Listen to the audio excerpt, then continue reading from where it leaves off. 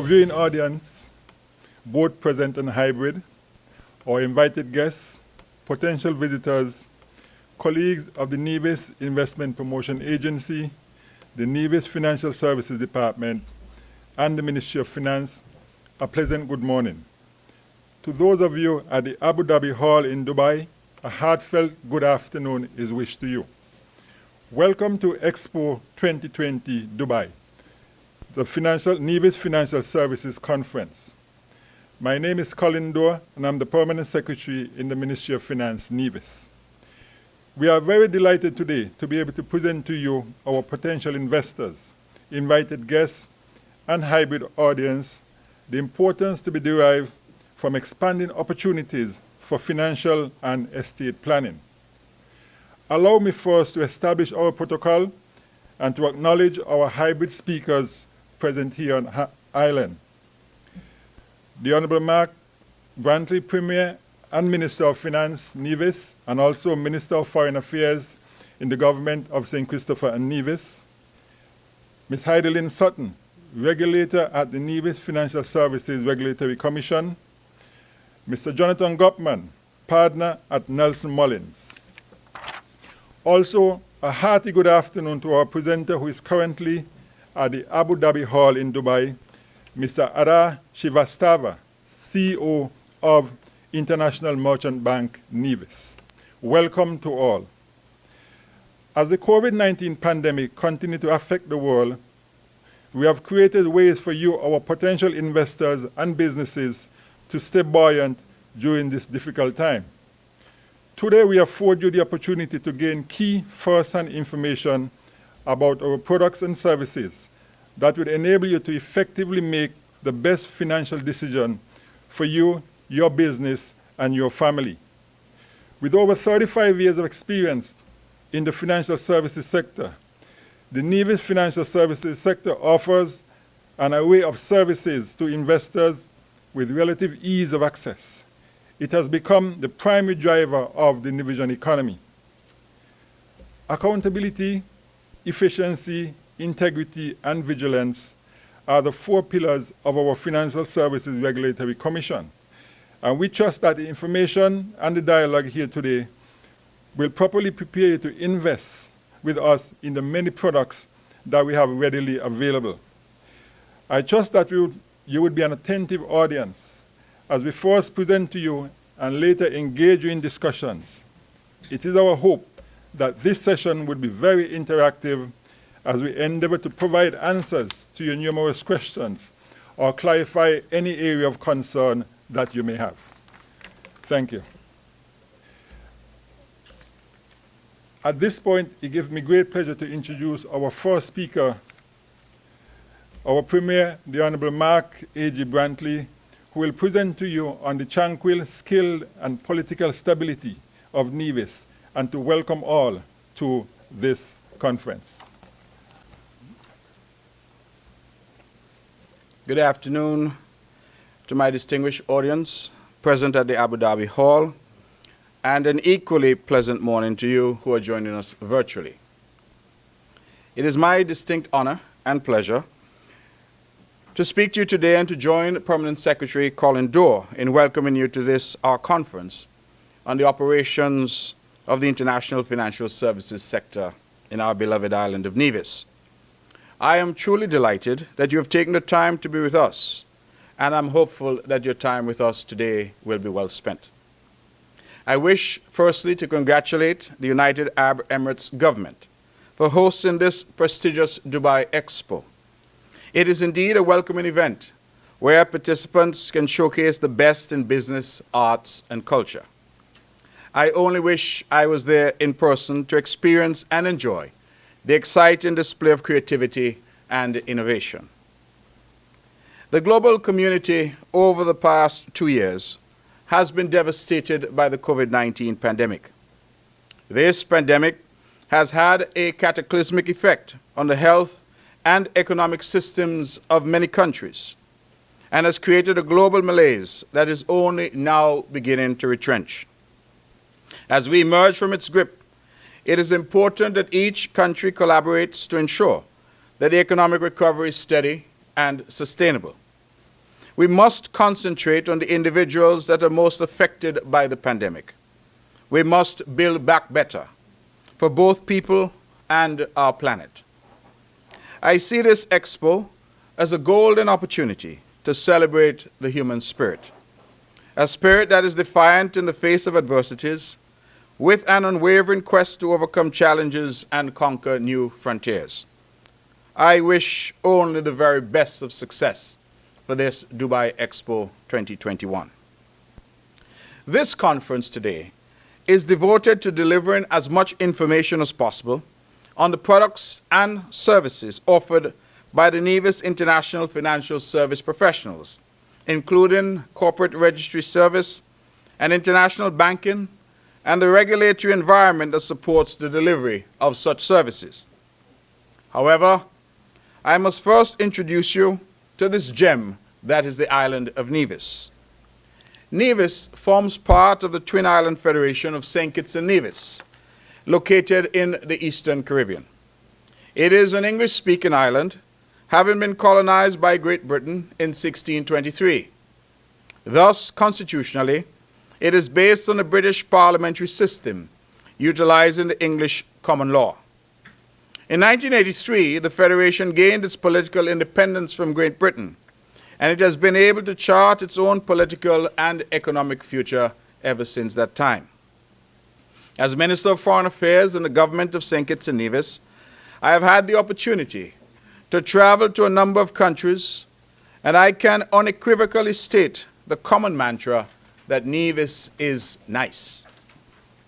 The island is small in size with a land area of 36 square miles, or 93 square kilometers. However, it is big in serenity and tranquility. The unspoiled natural beauty of the island is discerning for the recreational traveler. The island offers a unique experience of quaint boutique hotels, charming beaches, adventure hikes, and incredible local cuisine. It is absolutely perfect for a destination wedding, and I invite everyone who is thinking of having such a wedding to consider Nevis. Nevis is also a magnificent island for new business ventures.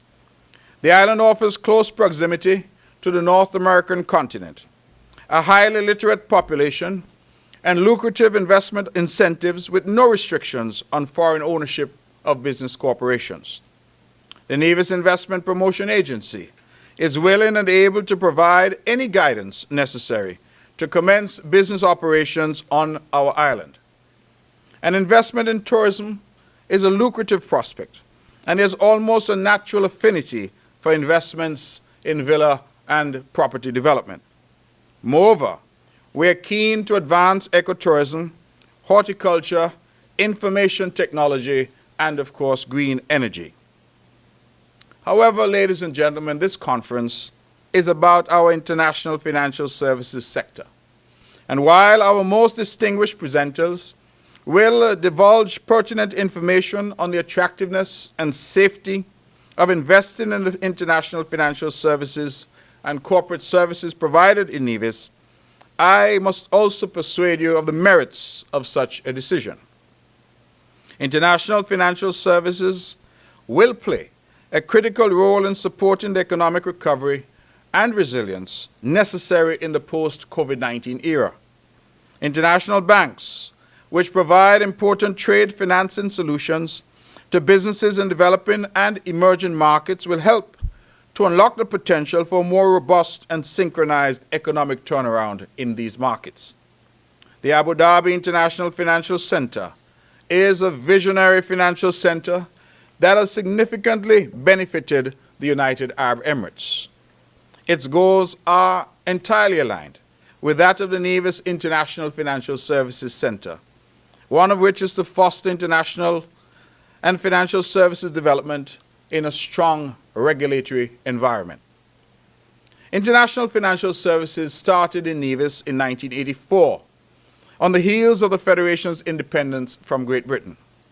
This sector was conceived and envisaged as a niche market for the island. Our attempt to strengthen the economic landscape meant a strategic external focus to generate meaningful foreign investment for sustainable development. The tourism sector, augmented by the international financial services sector, provides professional services concentrating on the formation, registration, and management of international companies, corporations, trusts, foundations, insurance, and banks. Our center hosts competent registered agents capable of providing these services to our international clientele. The Financial Services Regulatory Commission has developed a regulatory environment that is committed to the adherence to international standards and has implemented a rigorous risk-based supervisory framework to monitor the compliance of regulated entities with anti-money laundering, counter-terrorist financing, and prudential legislation.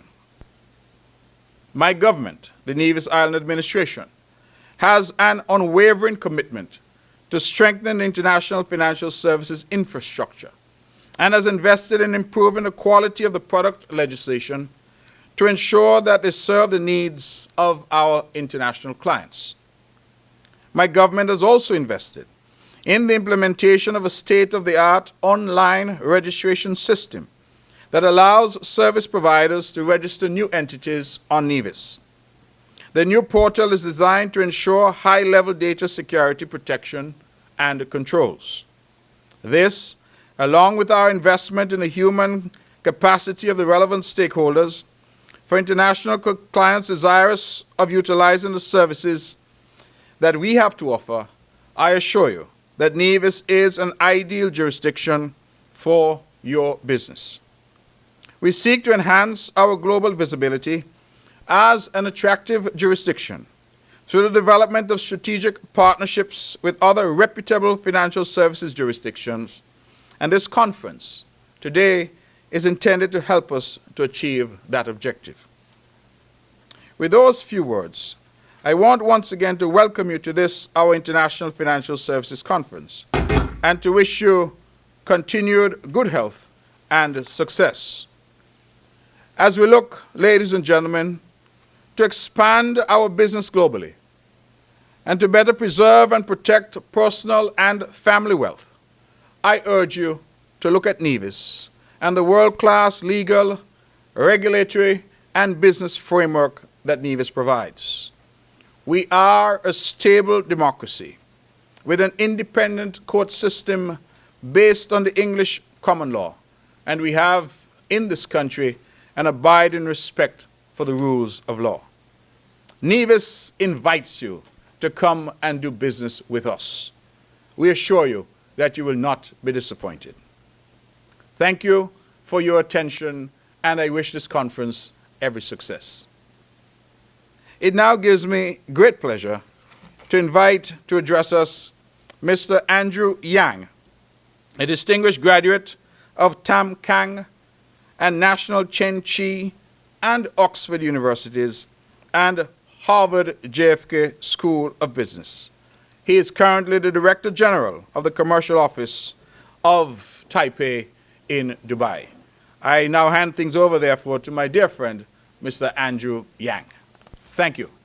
Thank you, Excellency, for the kind introduction.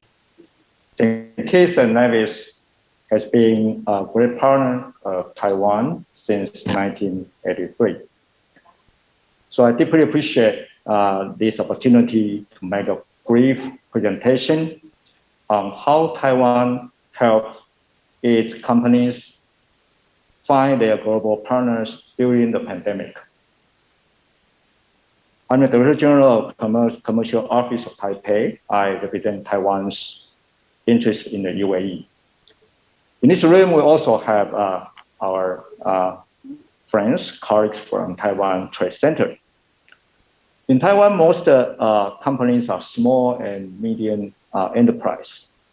So in 1970s, we founded an organization called TAITRA, which stands for Taiwan External Trade Development Council. It is a nonprofit promoting trade organizations created through collaboration of private and public sectors. Today, my presentation, Taiwan Trade Mega Expo, is a masterpiece Taiwan. Actually, I prepare a PowerPoint, but since the technical problem, invite all of you to use your imagination.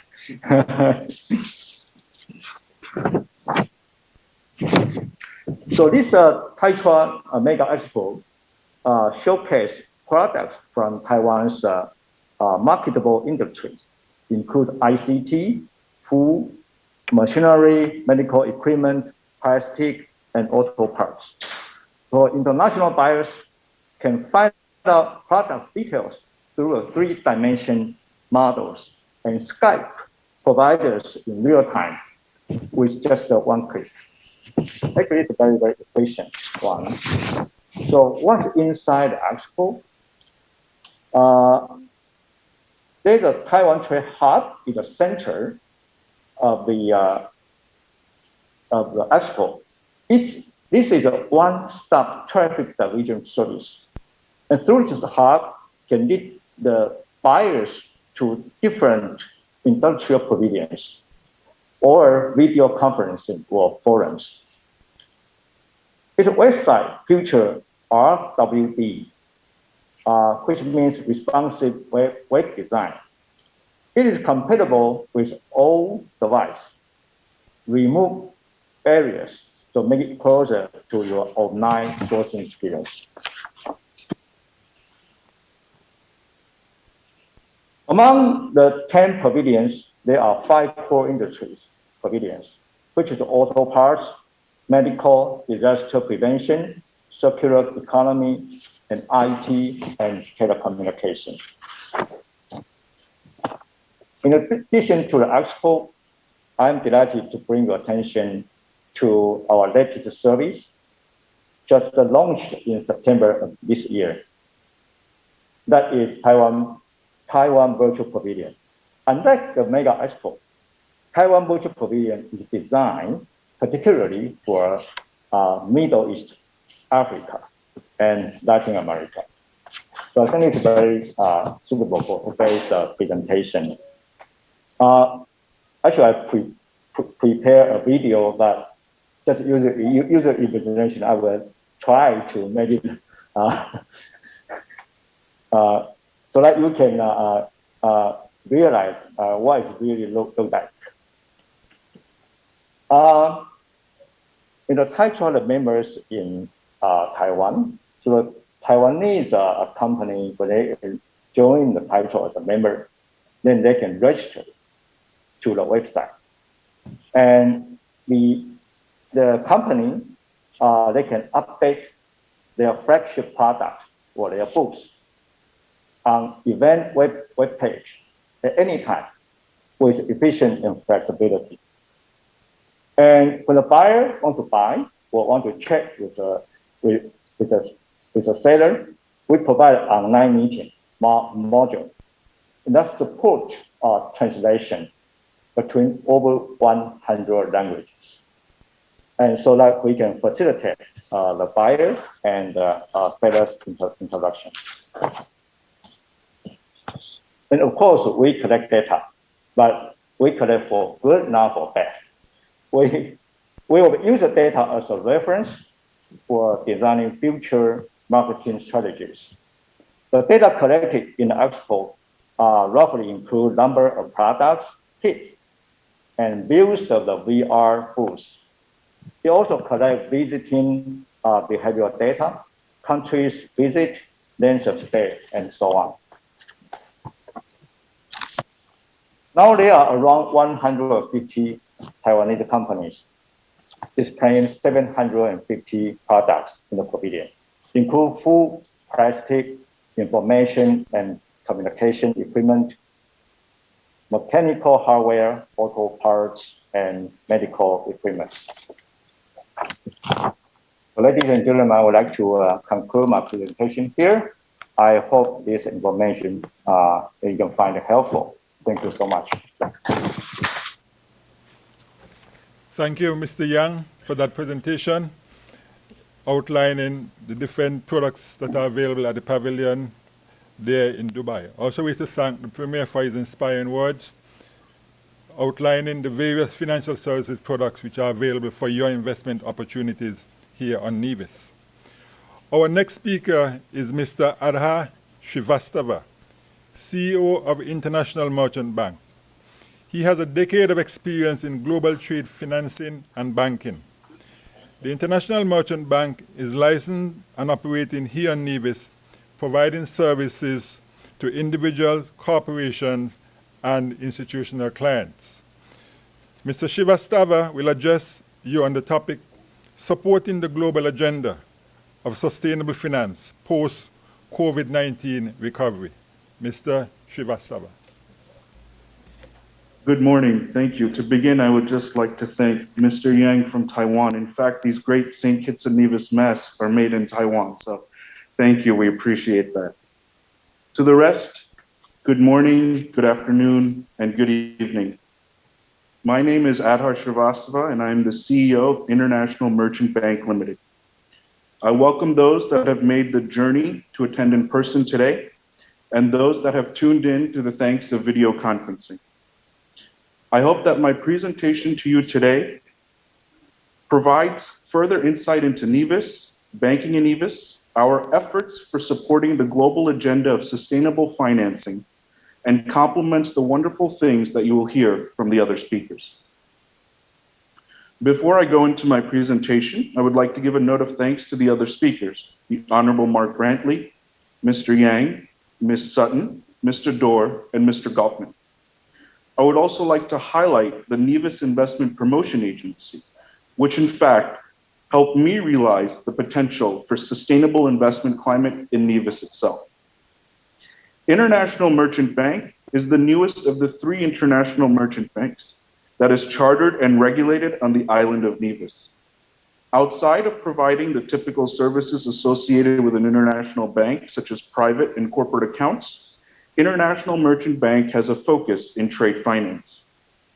As a bank, we of course concern ourselves with the balance sheet, credit risk, assessment, compliance, and profit and loss.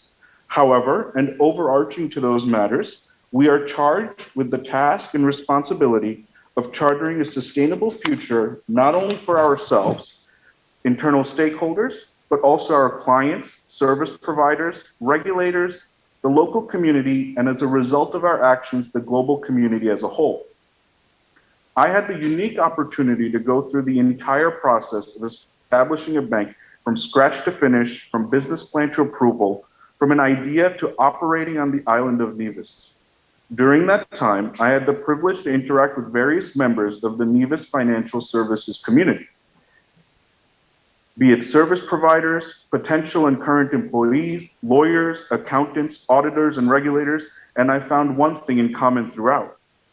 I found that all were interested in building a sustainable future for Nevis. This want for a sustainable future I felt was further pushed by the impact of COVID. No country or economy has been immune to the effects of COVID. Even this grand Expo 2020 is being held in 2021.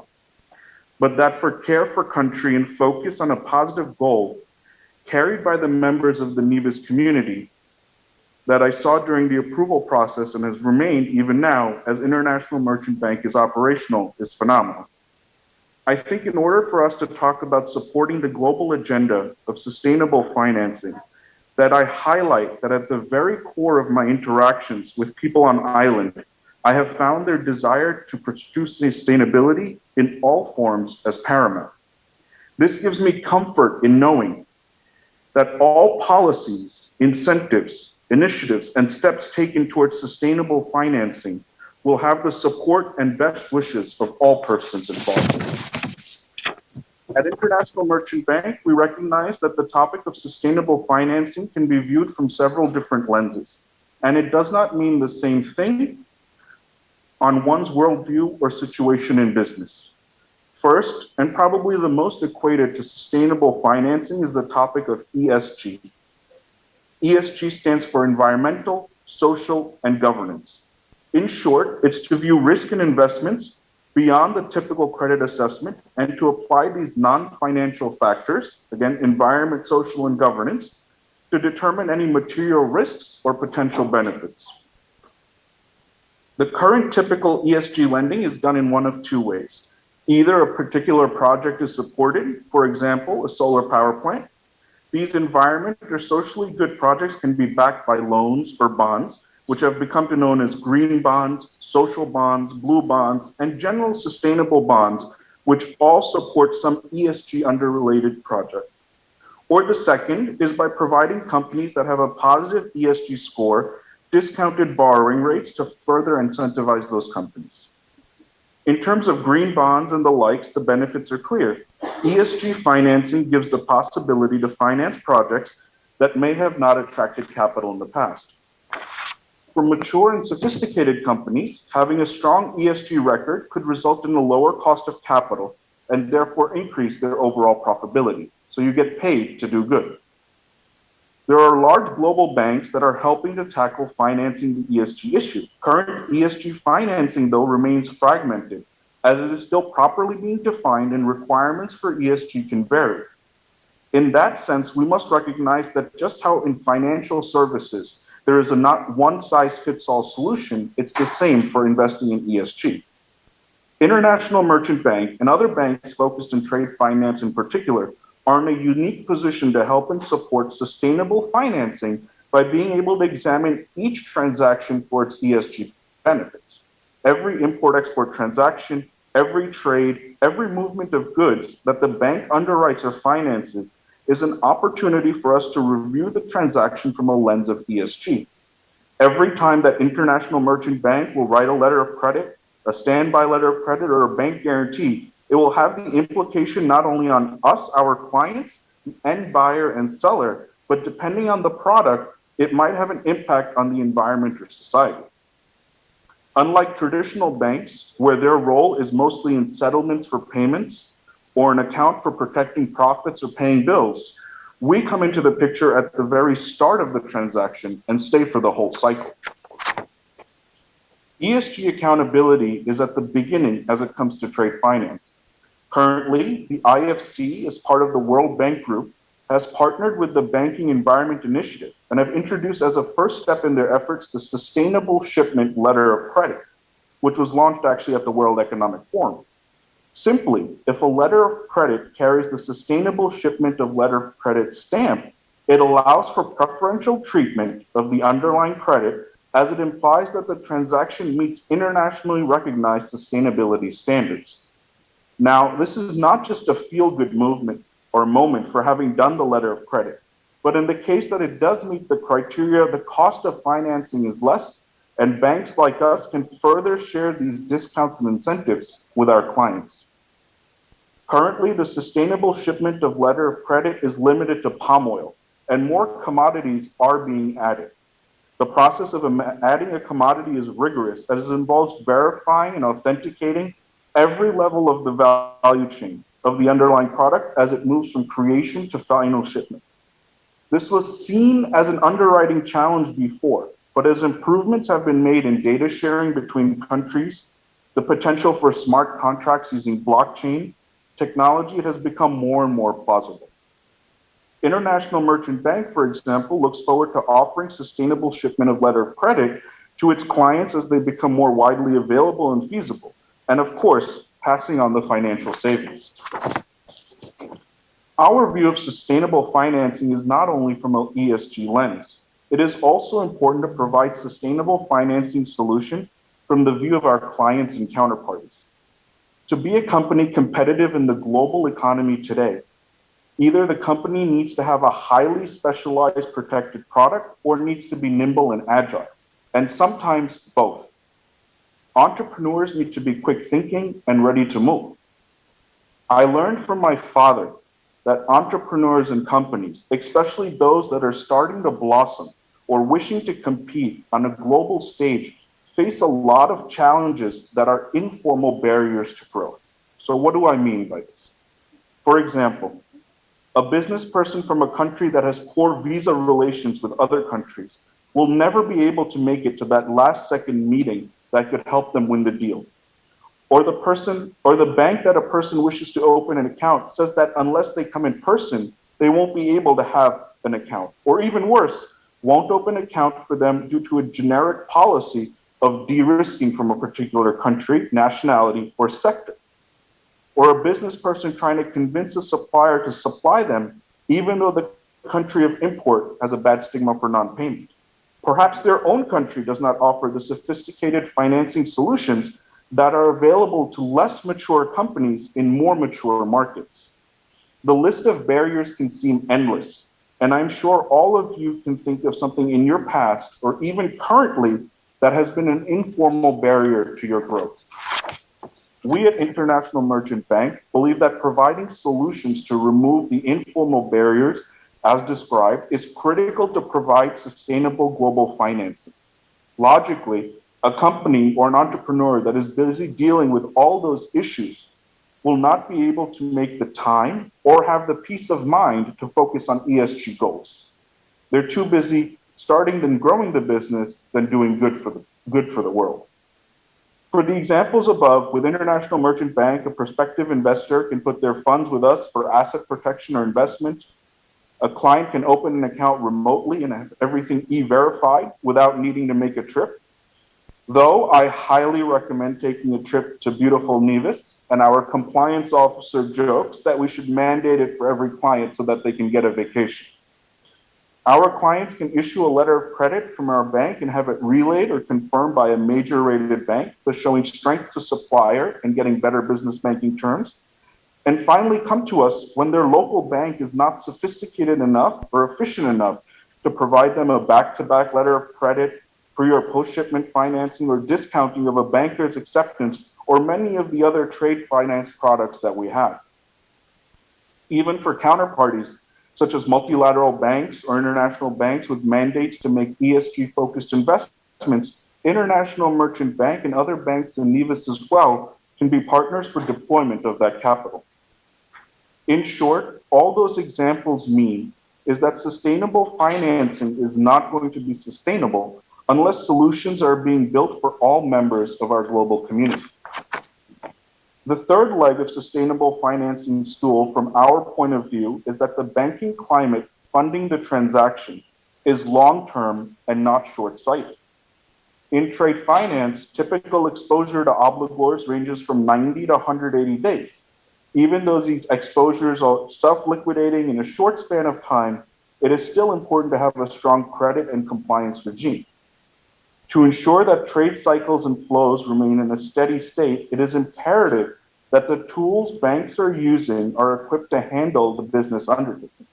At International Merchant Bank, for example, we employed the use of top-notch compliance and risk software using a program known as Overnight Watchman that checks on each evening sanctions-related screening of each client from lists provided by the Dow Jones. Our senior management team and soon all frontline employees would have taken courses offered by ACAMS to train us better to recognize the frontline risks in trade-based money laundering.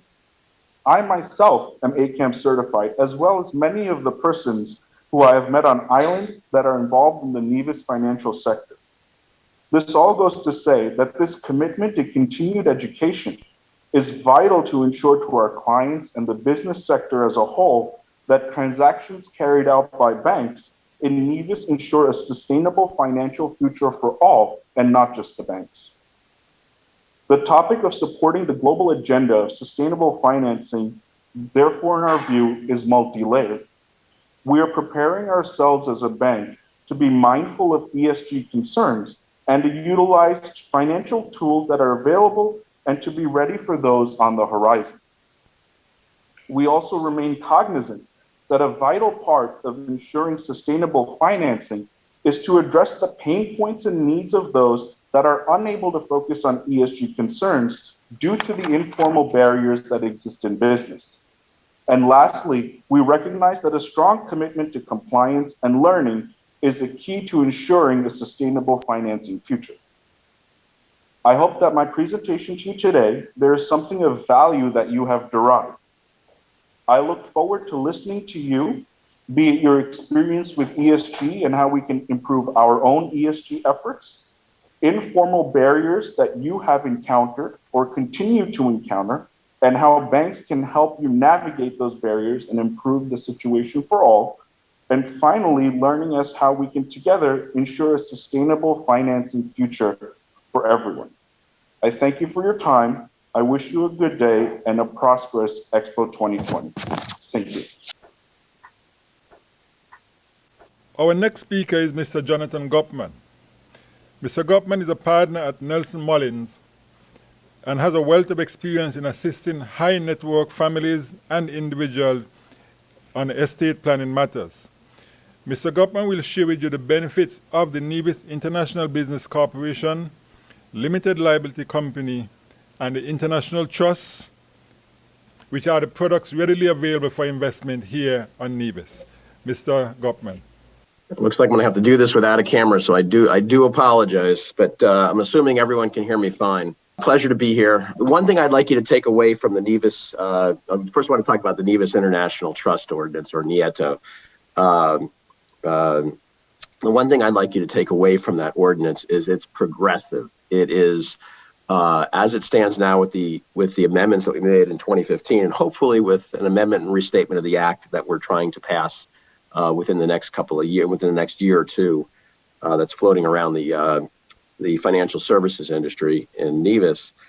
It is progressive and ahead of the game, and tries to be attractive not only to the United States but to the world globally, for a host of reasons.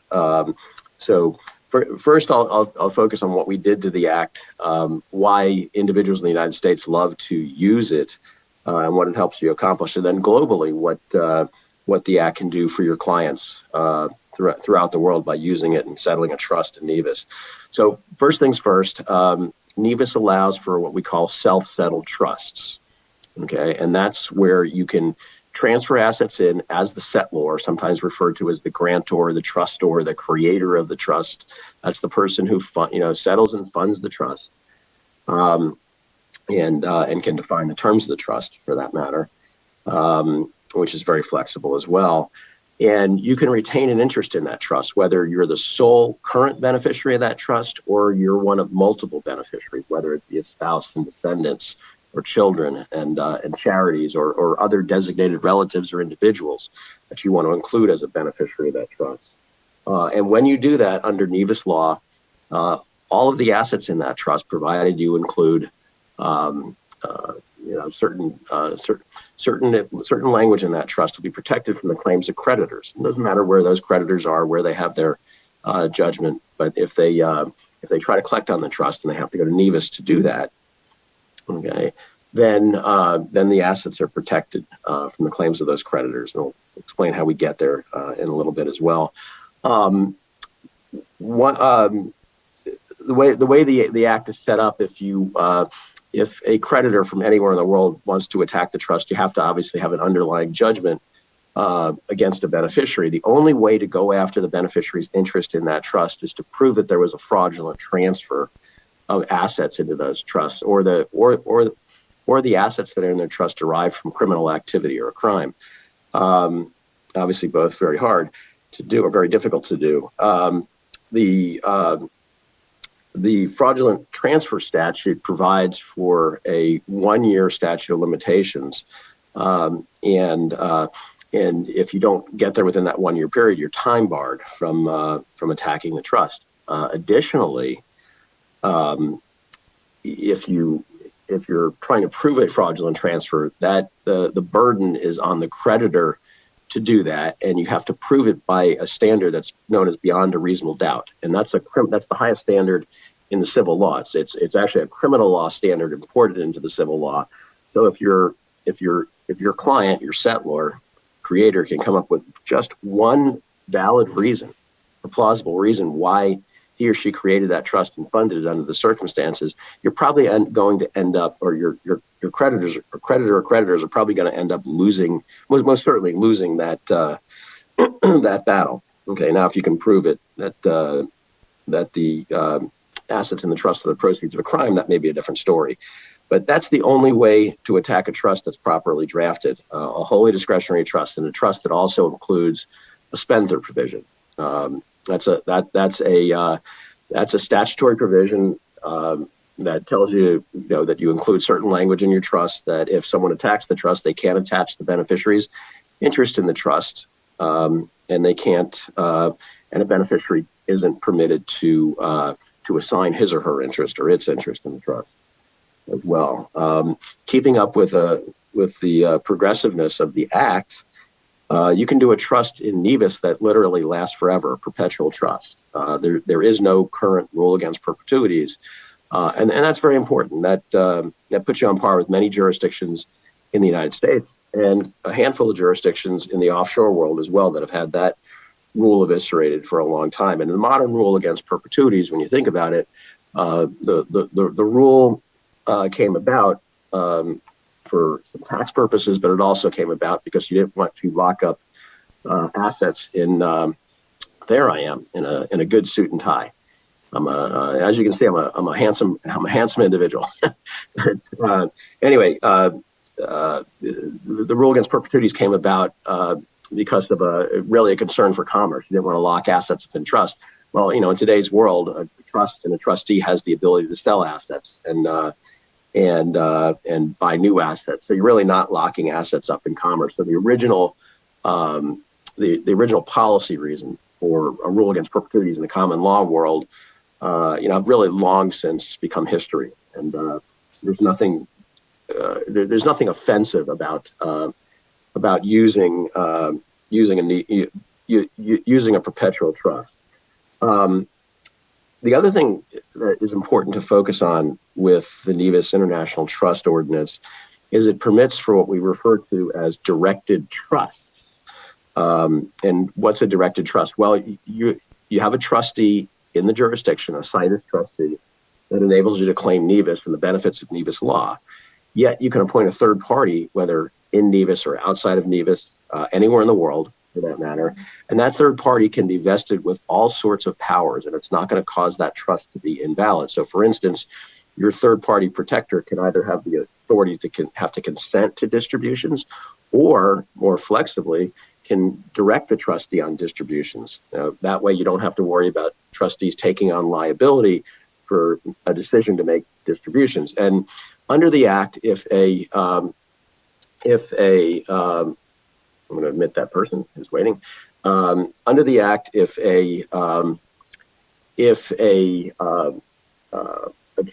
trustee is directed to take an action and you have the proper language in the trust instrument, especially such as making a distribution, the trustee is exonerated from all liability, relieved of all liability in that situation. So that's one example of how a directed trust works. And you can vest that power and authority in a committee of individuals, and we basically call them trust protectors in one sense or another, or in one individual or two individuals. So you have a lot of flexibility there on how to structure that as well. A directed trust statute enables you to appoint an outside investment advisor or vest that same third party or different third party with the ability to direct the trust and the trustee on investments of the trust. And again, the trustee is exonerated. So this is legislation, and it's a part of the Act that should be very attractive to individuals. When I think about taking a step back here, because directed trusts and some of the provisions that I've just talked about, self-settled trusts, permitting self-settled trusts, are very popular here in the United States in jurisdictions such as Alaska and Delaware and South Dakota, which I'm sure you've all heard about. And Nevis was actually well ahead of the game in that regard. They had their legislation well before Delaware or South Dakota or Alaska, for that matter, and have been so they have far more experience in that regard as well. But so getting back to the directed trust statute, so your protector can be protector or a group of protectors, individuals, committees can be vested with the power to direct the trustee on distributions, vested with the power to direct the trustee on investments, can have the power to remove and replace a trustee. You can give that individual or individuals a significant amount of authority over that trust. From a trustee's perspective, again, the trustee can be exonerated from liability, both by statute in the Act and also by the provisions of the trust instrument, the settlement of trust or the deed of trust. And that also changes the playing field from a cost perspective as well, because if you reduce or substantially release the trustee from liability, the cost of administering that trust and the risks that the trustee are taking can go way down. And so this should be a very attractive way of structuring trusts in Nevis, and actually throughout the world for that matter. But Nevis is way ahead of the game right now. And then when you taking a step back, if you look at what people use and want and their desires for particularly clients of ours that are in the Middle East and in Central and South America, they often like control of the assets that are in trusts, and obviously trustees are hesitant in that situation because they need more control and more information on the assets in the trust. And this enables you to design a trust where you can leave that family or their close advisors with a great deal of control and authority over the trust assets, even though you've transferred title to the trust and custody of the assets over to the trustee. In Central and South America, it's been popular to use foundations or thiftungs as the vehicle of choice because that enables the family to retain substantial control over assets. Well, the self-settled trust legislation really helps put trusts and the use of trusts on par as far as control goes, retain control with the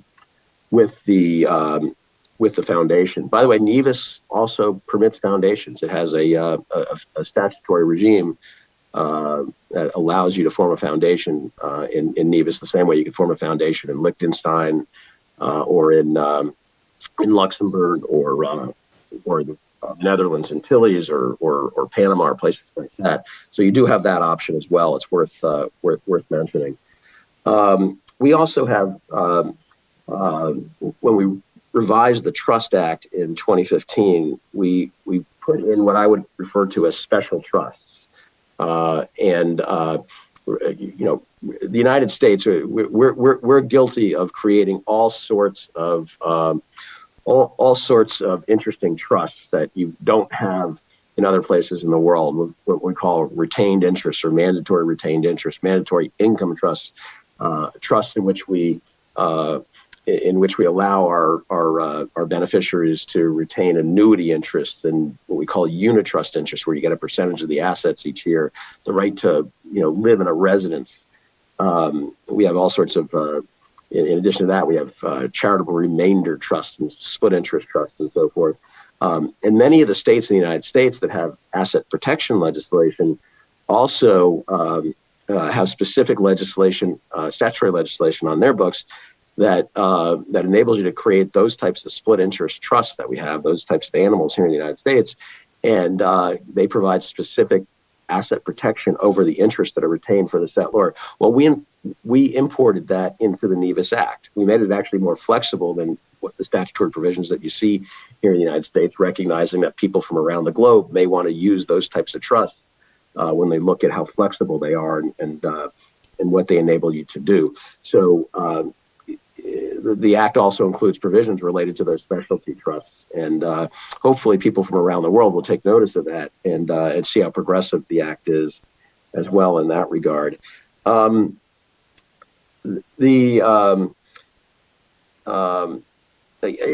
think it's important to understand as well, there's been, if you want to attack a trust in Nevis, or a settlor wants to attack a trust in Nevis, from a practical standpoint, one, in order to get into court in Nevis, you have to file a bond. That's required.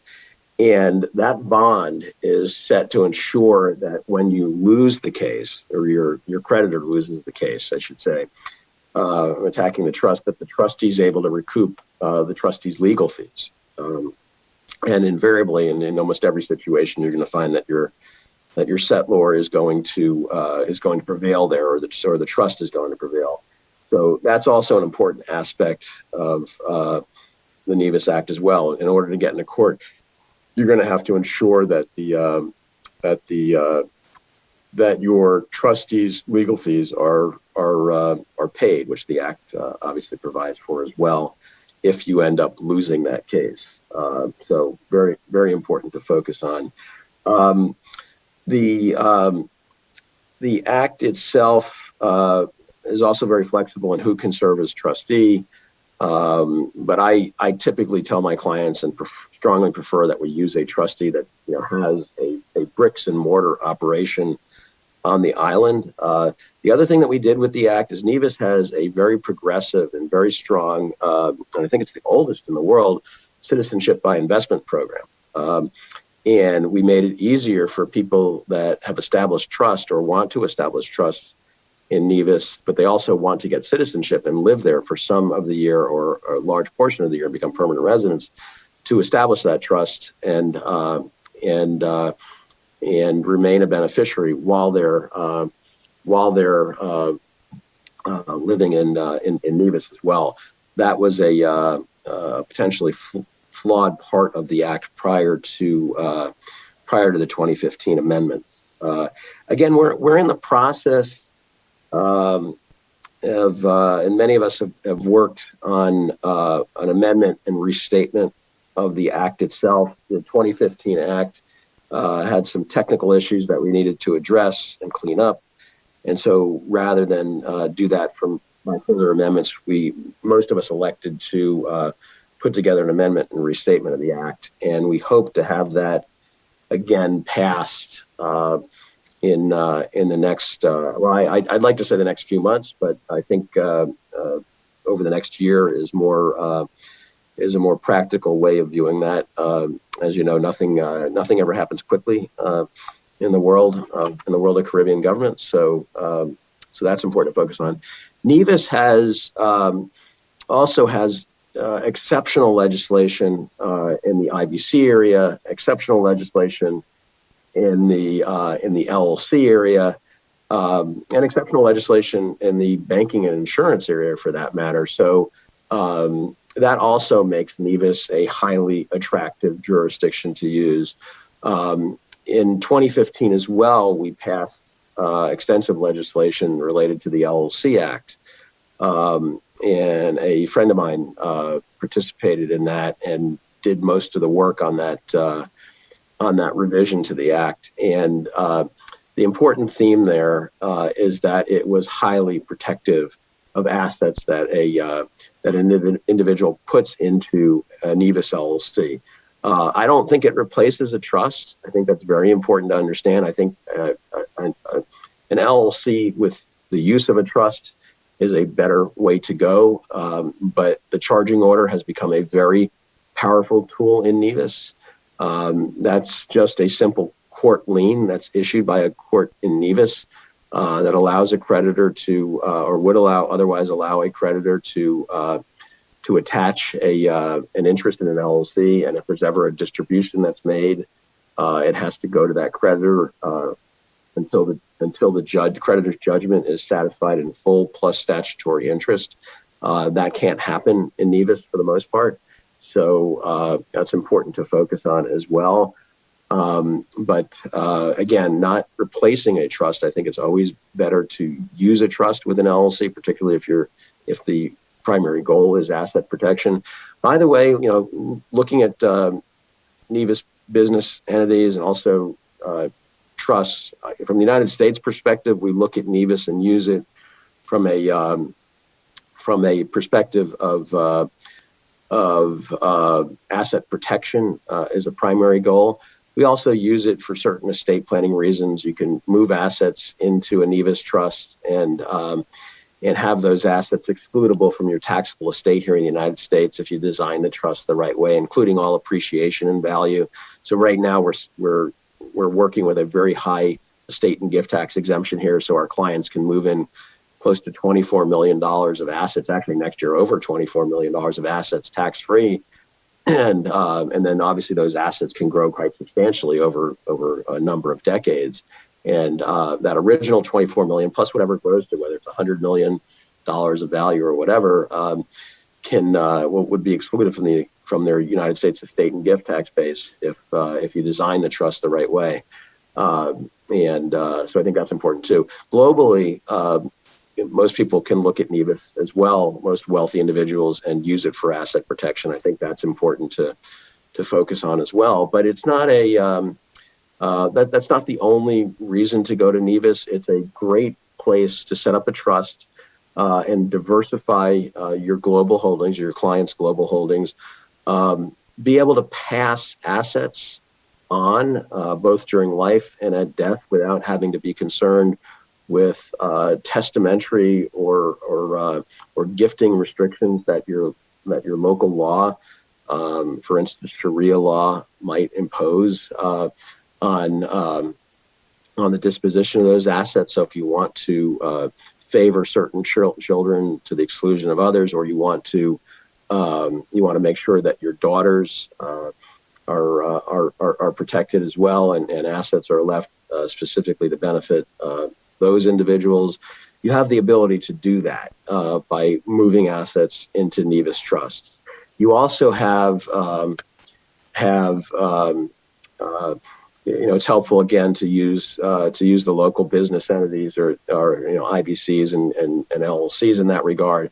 That enables you as the family to retain more direct management control over those assets. Also, looking at the IBC Act and the LLC Act, Nevis is a great place to conduct business on an international level. If you set everything up the right way, even though you have the nexus to Nevis and the economic substance to be in Nevis, you're not going to be taxed in Nevis as well. So very good taxation rules in addition to local liability protection and asset protection that you get by using Nevis business entities. Nevis, again, I'll mention this, not necessarily part of this presentation, but Nevis has highly progressive insurance legislation as well.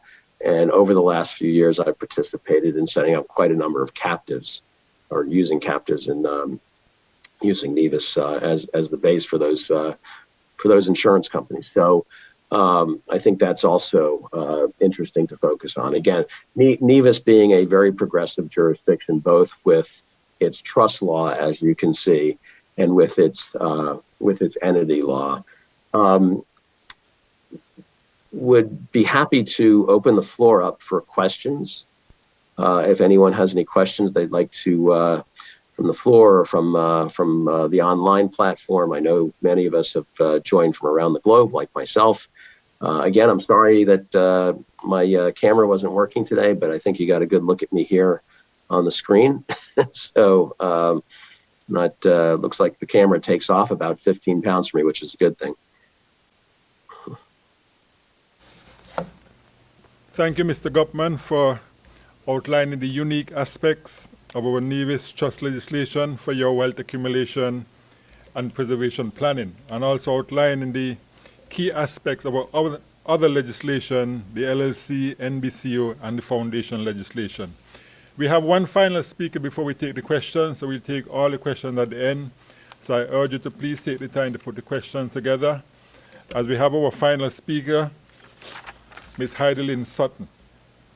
A well-regulated jurisdiction inspires confidence to investors.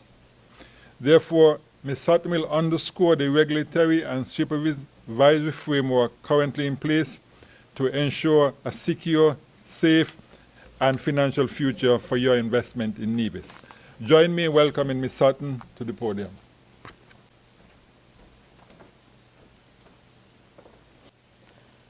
With all protocols having been established, let me join with the other speakers today in wishing you a pleasant good afternoon to those of you who are congregated in the Abu Dhabi Hall, as well as those of you who are here with me this morning, a pleasant good morning, and to those who are joining via the live stream, good morning as well.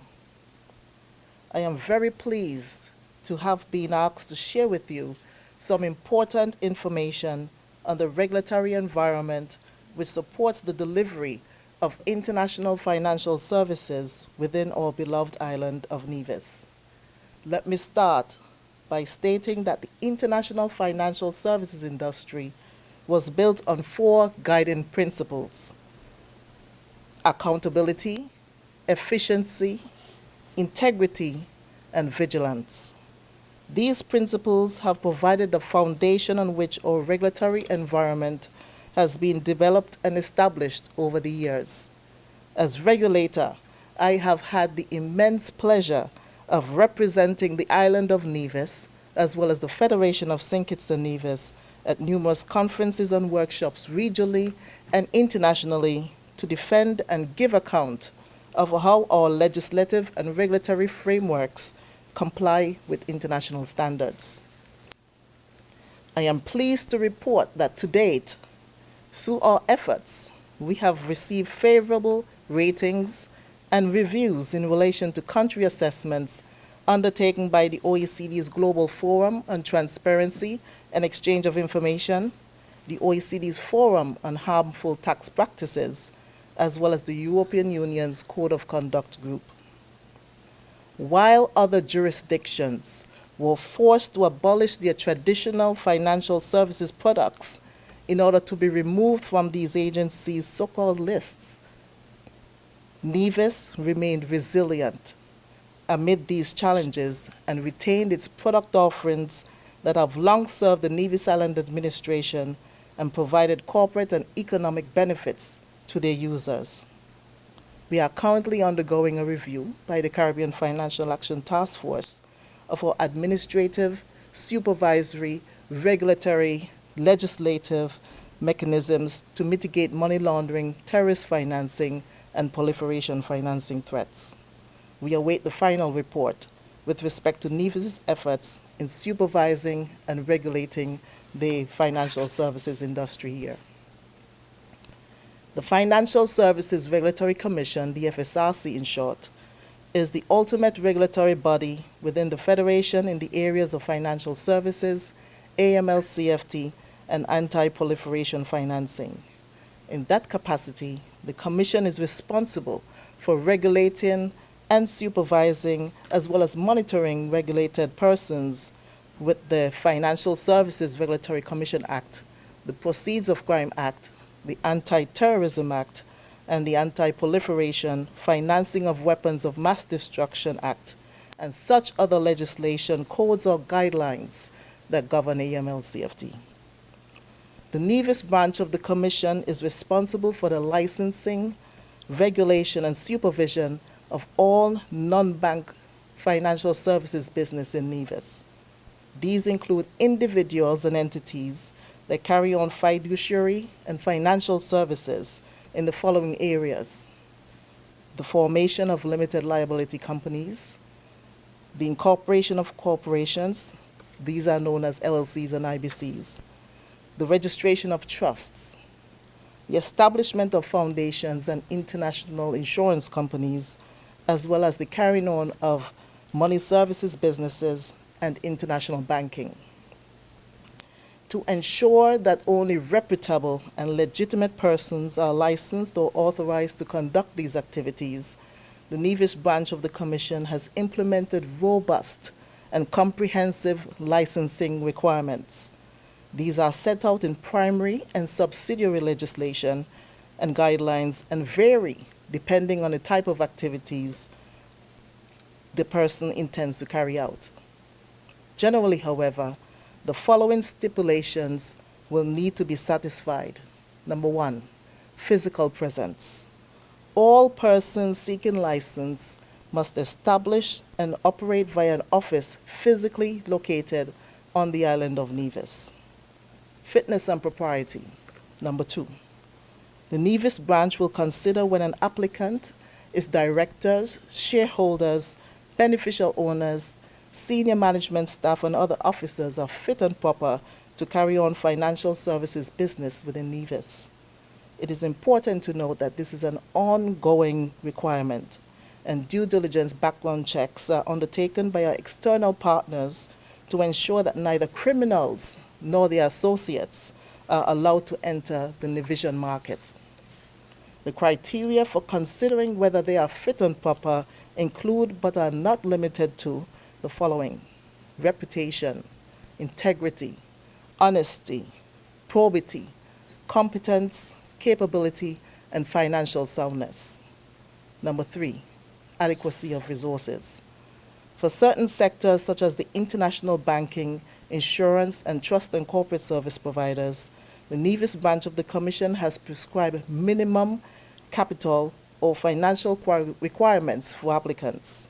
The set thresholds must be maintained throughout the duration of the license.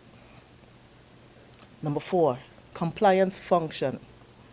The Nevis branch will decide as to whether the AML-CFT compliance policies and procedures are adequate for the size, scope, and complexity of the applicant, and whether the proposed compliance officer is suitably qualified to oversee the compliance function.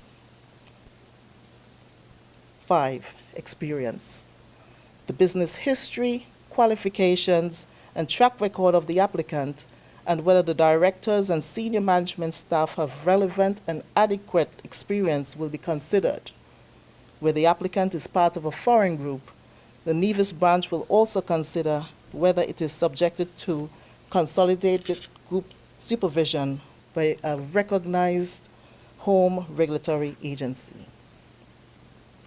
Having been successful in obtaining a license, entities will be subjected to risk-based monitoring and supervision in accordance with the Financial Services Regulatory Commission Act and the respective legislation governing the various licenses.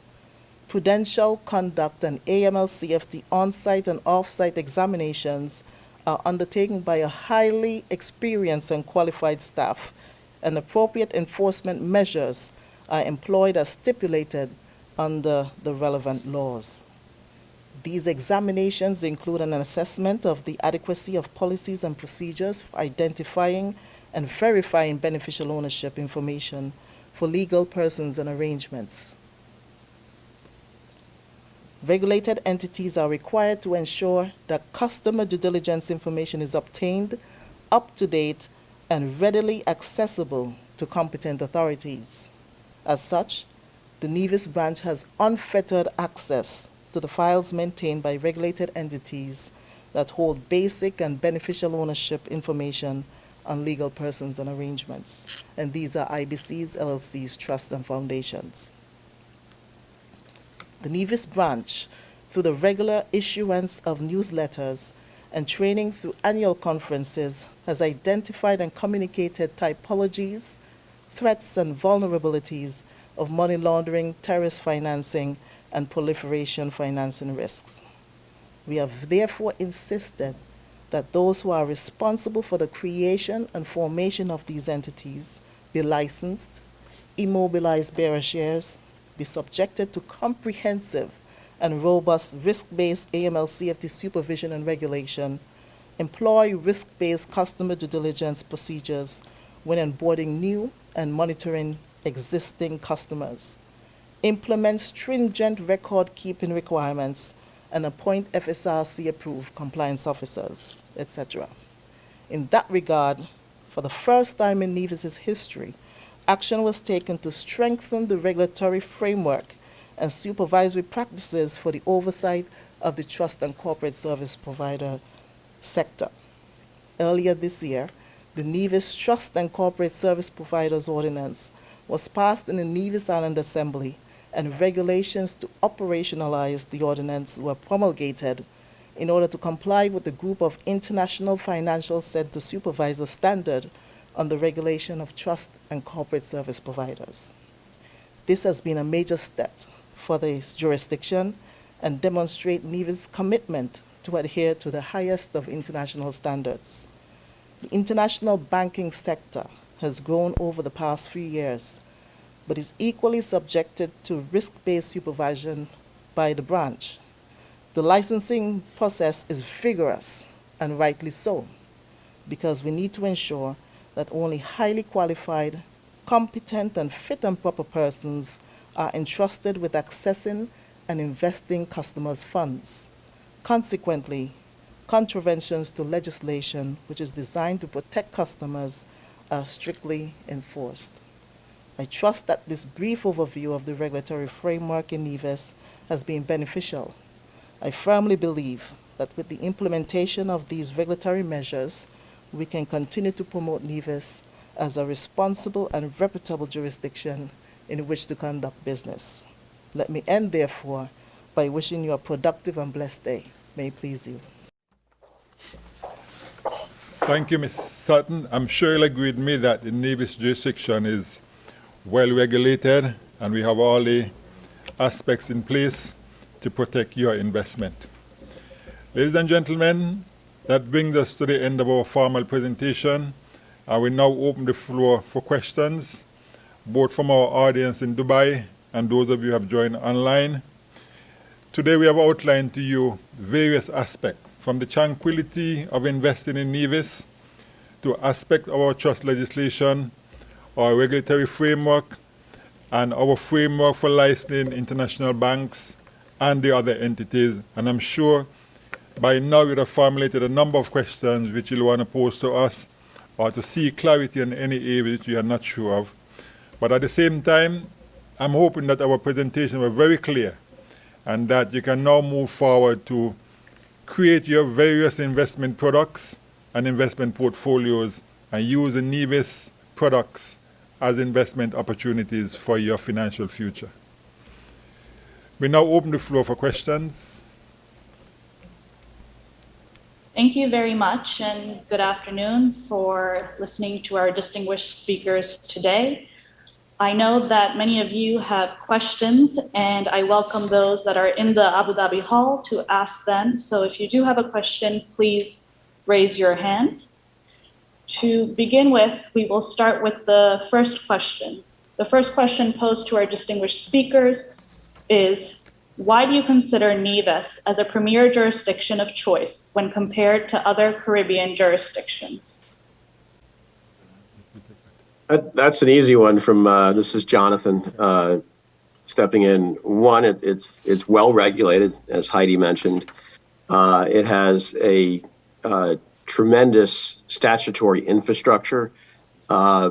It's certainly its trust legislation is far ahead of any other of its possible competitors in the Caribbean, including the Cayman Islands and the Bahamas and even Bermuda, for that matter. It has very flexible trust legislation right now and very progressive trust legislation. So I think that also sets it apart. And also just a wide variety now of financial advisory firms, trust companies, and other institutions, a wide variety of lawyers that can assist you in on the island as well, and other financial professionals. So I think all of that makes Nevis, even though it's a small island and a small jurisdiction, a very attractive place to come and set up shop for your financial structures. Another question that we have here from Abu Dhabi Hall is, what are the asset protection features of a Nevis trust? I think I'm jumping under that one again, so sorry, I don't mean to monopolize the conversation. But the asset protection features are if you place assets in the trust itself and you design it appropriately within the requirements of the Act itself, and someone goes after those assets, they're a potential creditor. They're not going to be successful in getting at them. So your clients can remain discretionary beneficiaries, be able to benefit from the income and the principal of those assets, the growth of those assets, and yet have them beyond the reach of their creditors who exist anywhere in the world itself. There are all sorts of features, and then on a practical level, all sorts of the experience of the jurisdiction and how long it's been in this business that make it highly attractive from an asset protection standpoint. So creditors are not able to seize the assets in a properly structured and funded trust if they go after the trust. And this is something that's very important to understand as well, because if someone's attacking that trust, depending upon where you establish it in the world, defending it can be a rather expensive proposition. Nevis has taken steps to greatly reduce the cost of that defense if you prevail, and you're most likely to prevail under Nevis law. So from a practical perspective, it's an exceptional place to do a trust just based on keeping expenses down. when someone attacks the trust itself.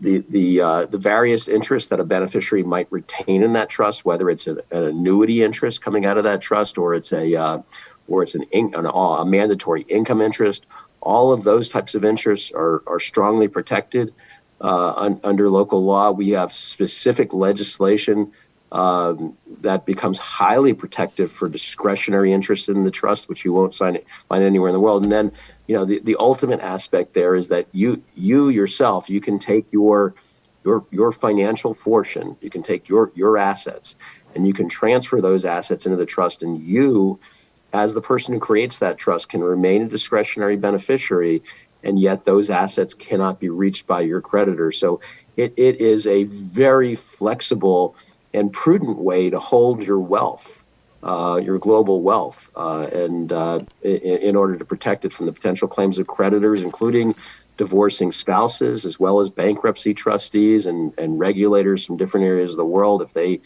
they're trying to make claims on the trust. Again, all when you're setting up these types of trusts under appropriate circumstances and at an appropriate time.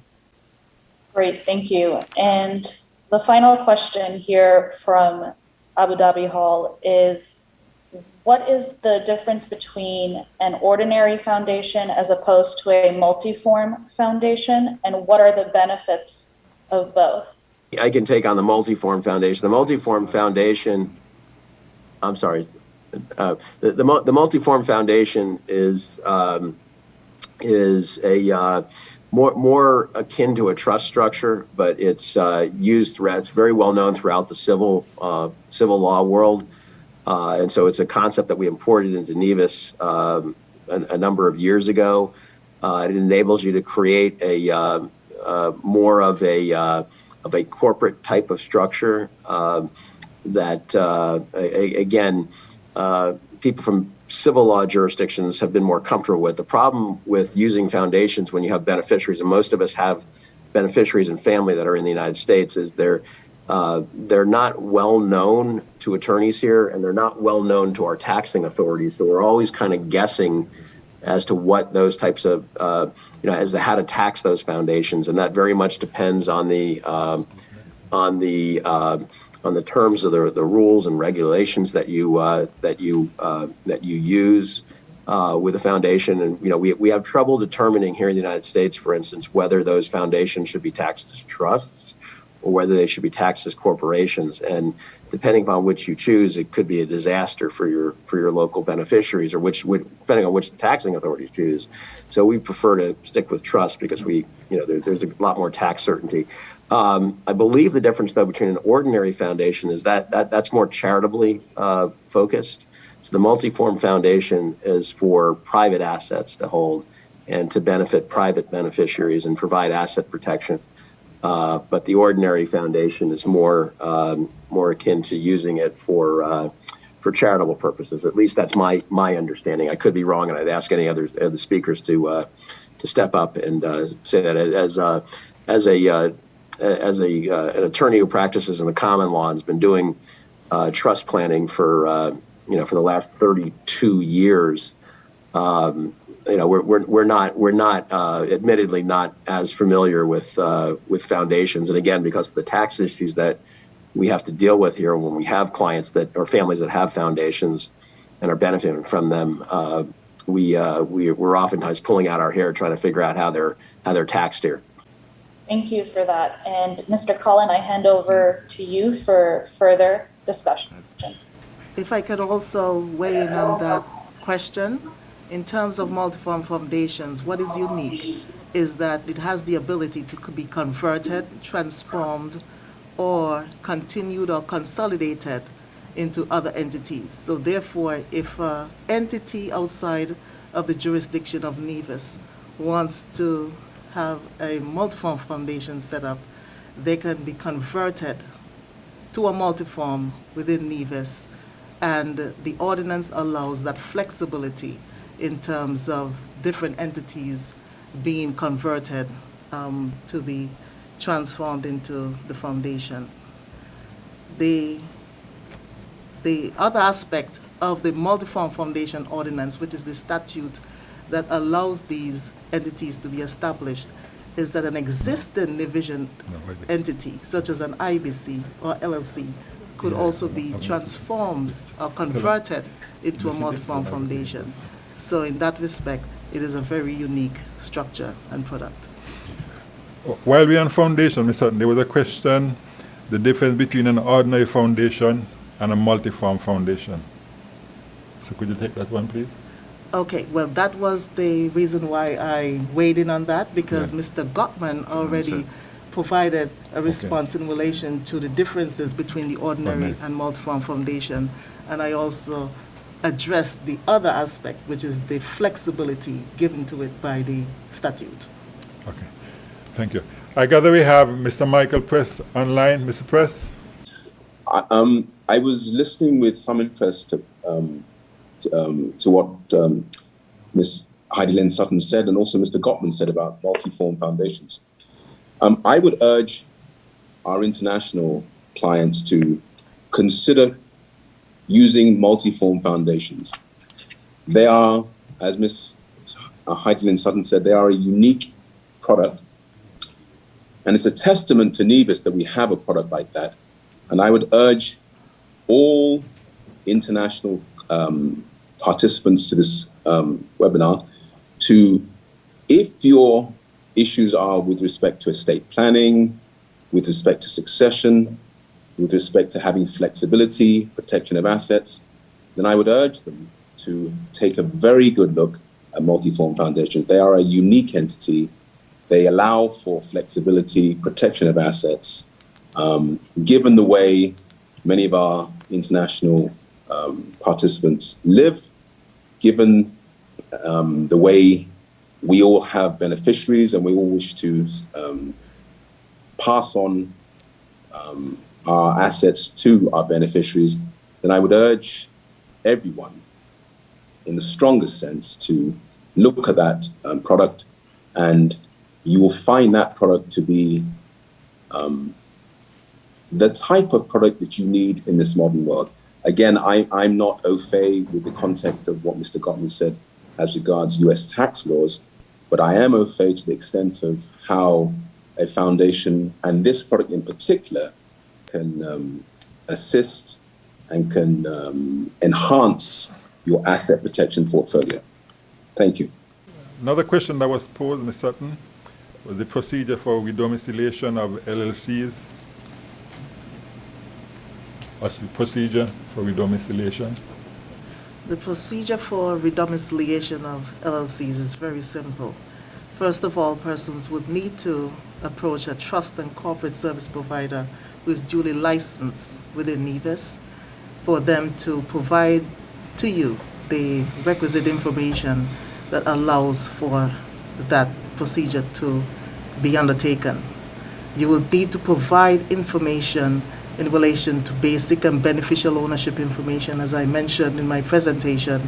That is critical because all persons who wish to conduct business within Nevis will have to first establish their identity, and for the trust and corporate service providers to verify that in relation to our AML-CFT laws.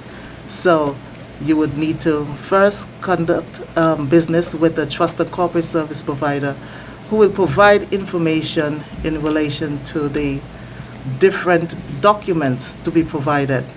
You would need to ensure that the corporate governance documents, the corporate documents from the jurisdiction in which the entity was established, the company was established outside of Nevis, that they're verified by the corporate registry in which they were established. Provide those to the trust and corporate service provider within Nevis, who would then ensure that they are registered with the company's registry. So I would urge you to contact one of our duly licensed trust and corporate service providers. The information is provided on our website, which is www.nevisfsrc.com. You will be able to choose from one of those highly qualified individuals, and they would be able to guide you further. Thank you. One additional question. has to do with the issue of reporting suspicious transactions. What is the primary entity that deals with suspicious transactions? What is the procedure to report such suspicious transactions? Ms. Sutton? First of all, the entity that you would report suspicious transactions to is the Financial Intelligence Unit. That is the FIU. That is the body responsible for receiving such reports and analyze them to ensure that the transactions or information provided within that report are properly investigated. That's a national body. And as the Premier mentioned, it's a national body. It's the Financial Intelligence Unit that is responsible for both SINKITS and Nevis. Thank you. I gather there is one additional person online. Diana, could you proceed, please? Hi, I'm calling from Nigeria, or I'm joining in from Nigeria. It's been a very interesting morning with just hearing everything about Nevis, just trying to take it all in. But I have a question, which is that, we've heard so much about the jurisdiction of Nevis, primarily through the Bank of Nevis International. And I'm wondering, is the island welcoming of Nigerian investments? And do you plan on coming to Nigeria to promote the jurisdiction to our investment community over here? Yeah, this is Mark Brantley, Premier of Nevis. What I will say is that we welcome legitimate investors from all across the globe. We have, as you would have heard, a very robust vetting process. We have a very robust anti-money laundering, anti-terrorist financing process. We are entirely at one with the international standards that have been set. And we are constantly being reviewed by regional and international agencies for our compliance rating. It is a matter of pride for us that we have maintained an excellent rating throughout. And this is what we pride ourselves on, as being a well-regulated jurisdiction. And so we welcome investors, whether they be from Nigeria, from other parts of Africa, from the European continent, from the United States and Canada, from Latin America. Wherever investors coming from, we welcome them. Our byword, watchword, however, is, of course, legitimacy. And so investors must be legitimate investors who are coming to help us to build this jurisdiction. And we certainly try to weed out any bad actors and not allow them to be a part of our financial services sector here on the island of Nevis. So there is nothing that is peculiar to any particular jurisdiction or any particular country. We welcome investment from across the globe, and Nevis has had a very highly regulated and well-respected jurisdiction dating back to 1984. So we have been doing this now for over 3 decades, and I believe that the fact that we're still here is testament to the resilience, but also the capacity to adapt and to, of course, deal with new challenges, and we have done so hand in glove with the international community to ensure that our jurisdiction maintains the very highest standards of probity and, by extension, that instills confidence in our investors.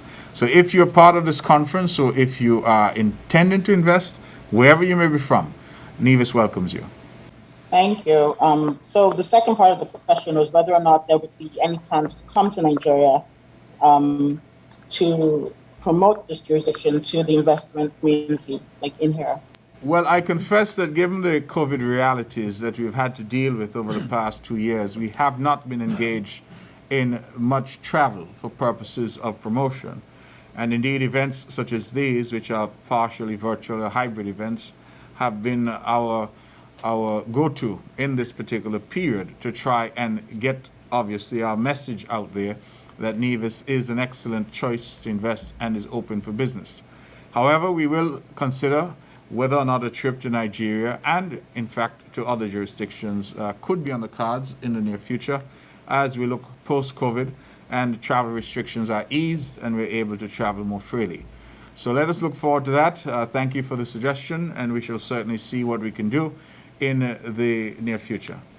Thank you. There's another question that is related to registered agent, Ms. Sutton. Why is a registered agent necessary, and whether or not an individual can transact with the department without going through a registered agent? First of all, I'll take the last question, whether or not an individual can transact directly with our office. The answer is no. You'd have to go through a trust and corporate service provider. As I mentioned before, these are duly licensed individuals who are required by law to interact with us, to perform transactions for on behalf of the customer, who is usually the beneficial owner of the entities that they want to set up, whether an IBC, LLC, trust, or foundation. The legislation governing all the products and services require that individuals first contact these individuals, duly licensed persons, so that all registration, incorporation, formation can be done through them. Let me add to what Heidi has said, that of course the underpinning of our jurisdiction is regulation. We have to ensure that we have a well-regulated jurisdiction which gives confidence to the international community.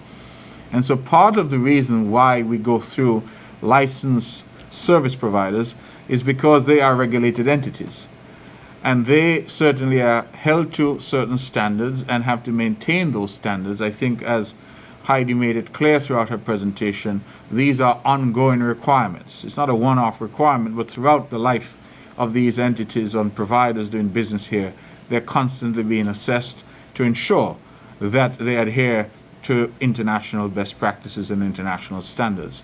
As a result, individuals have to go through a service provider because the service providers are held to a very, very high standard.